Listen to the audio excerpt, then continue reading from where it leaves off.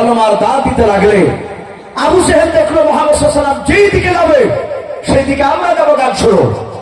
মুহাম্মদ সাল্লাল্লাহু আলাইহি ওয়াসাল্লাম যে লোকটার কাছে যাবে, নতুন লোকের কাছে, মুহাম্মদ সাল্লাল্লাহু আলাইহি ওয়াসাল্লাম যাওয়ার আগেই আমরা গিয়ে তার কানে মুহাম্মদ সাল্লাল্লাহু আলাইহি ওয়াসাল্লাম খারাপ এটা প্রচার করে দেব, তাহলে নবীর কথা শুনবে না।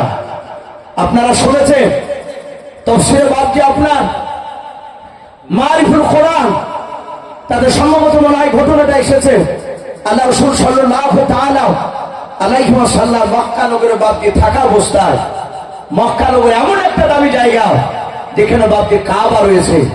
আল্লাহ রাসূল দুনিয়াতে আসার আগে গোটা পৃথিবীর মানুষ বাবজি ওই কাবাতে হজ করতে যেত। কথা সত্য না মিথ্যা বলে? নবীজি দুনিয়াতে আসার আগেও মানুষ কাবাতে যেত তওয়াফ করতে। আল্লাহ রাসূল সাল্লাল্লাহু আলাইহি ওয়াসাল্লাম তিনি বসে আছেন, তখনো মদিনাতে যায়নি, রাসূল যায়নি মদিনাতে, অথচ মদিনার লোক এক নাই দুই নাই 50টা এসেছে মক্কা নগরে কাবা তওয়াফ করতে। কথা বললাম বাপ, 50কে, যুবক বৃদ্ধ সবাই মিলে। কেতাবে লিখেছে বাপজি রাসূল মদিনাতে যাওয়ার আগে মদিনার নাম ছিল বাপজি ইয়াসরিব। কি নাম ছিল? ইয়াসরিব ছিল দেশটার নাম। নবী যখন হিজরত করে মক্কা থেকে ইয়াসরিবে পৌঁছালে নামটা কেটে হলো মদিনাত নবী, নবীর শহর। তো বাপজি সেই মদিনার লোক এসেছে বাপজি হজ কাবা শরীফ তওয়াফ করতে। কজনায় বললাম? 50 জন। ওরা এসে তাঁবু টাঙিয়েছে বাপজি, তখন তো এত বাড়িঘর ছিল না, ফাঁকা ময়দান, মরুভূমি। ওরা তাঁবু টাঙিয়েছে বাপজি 5 জায়গায়। ওই মদিনার 50 লোক, এক একটা তাঁবুতে তো হজম করে থাকবে, 5 10 50। রাসূলের কানে আওয়াজ এসেছে ওই ইয়াসরিব অর্থাৎ মদিনা থেকে 50টা লোক এসেছে কাবা তওয়াফ করতে। রাসূল বুক ভরা আশা নিয়ে ভাবলেন, আল্লাহ মক্কার লোকরা তো আমাকে মানে নাই, আমি সন্ধ্যাবেলায় যাব। ওরা যে মাঠে ময়দানে তাঁবু টাঙিয়েছে, ওই ময়দানে এক সাইডে আমো তাঁবু টাঙাবো, সারা রাত থাকবো, সকালবেলায় তাদের তাঁবুতে গিয়ে আমি নবুয়তের দাওয়াত দেব, কলেমার দাওয়াত দেব। রাসূল চলে গিয়েছে, আর আবু জেহেল বাপজি দেখতে পেয়েছে রাসূল গিয়েছে ওখানে। ও জানে এই বেটা তো যাবে, আর ওই মদিনার লোকেরা রাসূলকে তো চিনে না।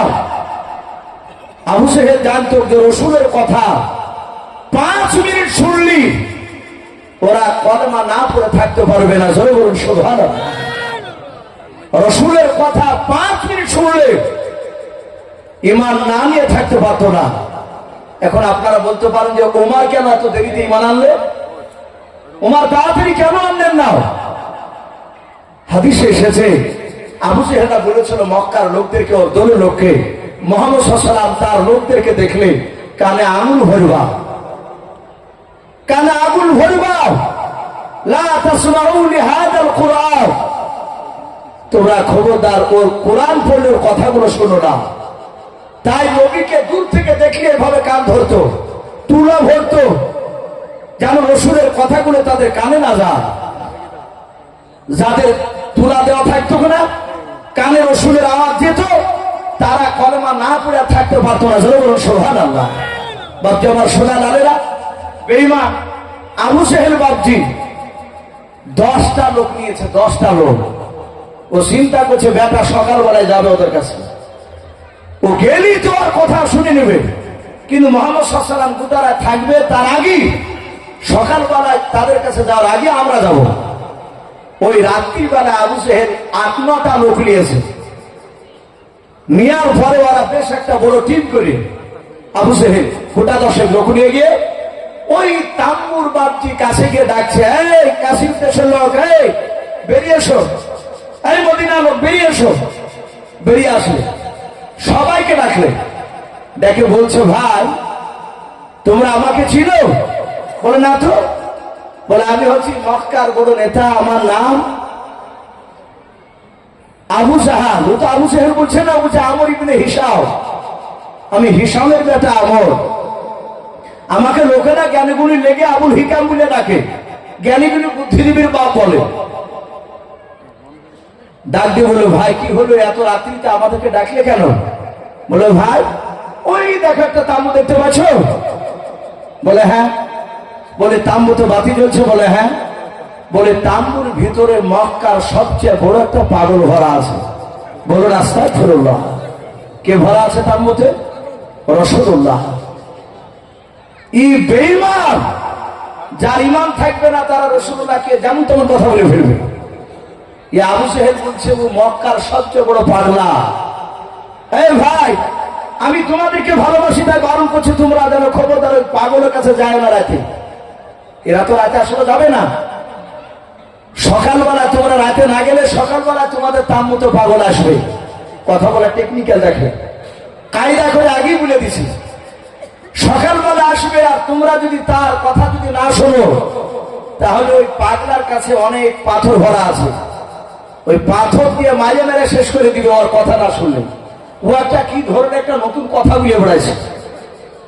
ভাই, আমরা তোমাদেরকে ভালোবাসি মদিনার লোককে, তাই খারাপ জিনিস থেকে তোমাদেরকে সতর্ক করে দিলাম, সাবধান করে দিলাম। বলে ভাই ঠিক আছে যাও, অসুবিধা নেই।